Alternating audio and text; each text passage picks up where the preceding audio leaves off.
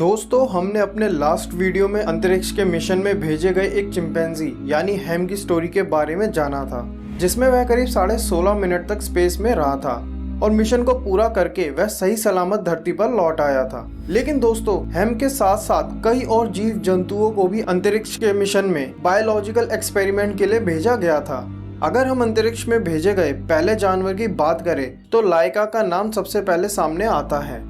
लाइका के बारे में सुनकर ही सबको बहुत ही प्राउड फील होता है, क्योंकि लाइका पहली ऐसी जानवर थी जिसने अंतरिक्ष में सबसे ज्यादा समय बिताया था। लेकिन मिशन के दौरान ऐसा क्या हुआ था? क्या वह सही सलामत धरती पर लौट आई थी या फिर अंतरिक्ष से ही लाइका ने हम सभी को अलविदा कह दिया था? तो आज की वीडियो में हम जानेंगे लाइका की पूरी स्टोरी के बारे में। तो मेरा नाम है गौरव, चलिए शुरू करते हैं आज का वीडियो। दोस्तों, 1950 से पहले स्पेस मिशन के लिए इंसानों को अंतरिक्ष में भेजना साइंटिस्टों के लिए बहुत ही बड़ा चिंता का विषय था, क्योंकि उस समय के साइंटिस्ट ये नहीं जानते थे कि अंतरिक्ष में इंसान सरवाइव करने लायक है भी या नहीं, क्योंकि अंतरिक्ष में उनके शरीर पर कैसा प्रभाव होगा इसका कोई भी अनुमान स्पेस साइंटिस्टों के पास नहीं था। इसलिए साइंटिस्टों ने उस समय एक निर्णय लिया जिसमें अलग अलग प्रजातियों के जानवरों को अंतरिक्ष में भेजने के लिए मिशन तैयार किए। और फिर सन 1957 में रशिया के मॉस्को शहर के एक आवारा डॉग को रशिया के स्पुतनिक 2 मिशन के लिए चुना गया। एक आवारा डॉग को इस मिशन में शामिल करने का सबसे बड़ा रीजन यह भी था कि वह पालतू डॉग्स की तुलना में ज्यादा बुरे हालातों में भी अपने को सुरक्षित रख सकते हैं। और फिर लाइका को इस मिशन के लिए चुना गया और मिशन से जुड़ी सारी ट्रेनिंग दी गई। ट्रेनिंग के दौरान लाइका को करीब 20 दिनों तक एक छोटे से पिंजरे में रखा गया था, क्योंकि स्पेस क्राफ्ट में जहां लाइका को बिठाया जाना था वहां सिर्फ उसके बैठने की ही जगह बनाई गई थी।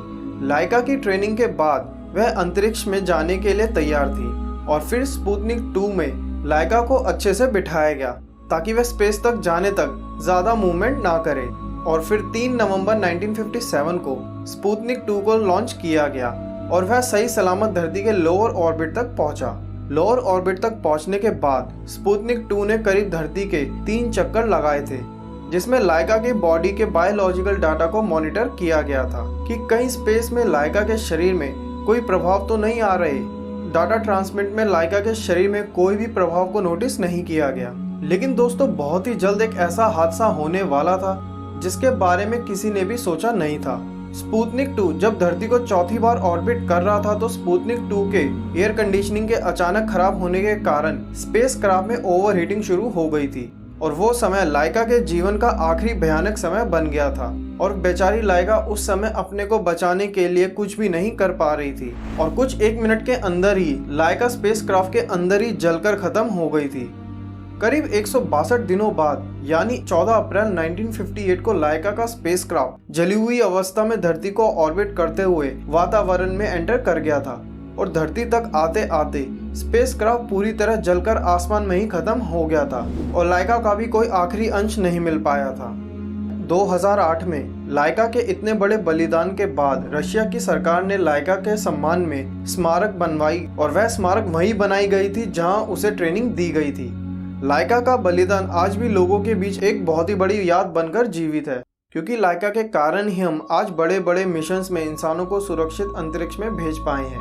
लेकिन दोस्तों, क्या स्पेस एक्सपेरिमेंट में इंसानों को बचाने के लिए जानवरों को स्पेस में भेजना आपको सही लगता है? ये मुझे कमेंट में जरूर बताएं। दोस्तों, लाइका की कहानी में आज के लिए इतना ही। अगर वीडियो अच्छा लगा हो तो लाइका के लिए एक लाइक जरूर करें और अपने फ्रेंड्स और फैमिली के साथ जरूर शेयर करें। तो मिलते हैं गाइस नेक्स्ट वीडियो में, तब तक के लिए थैंक यू, बाय।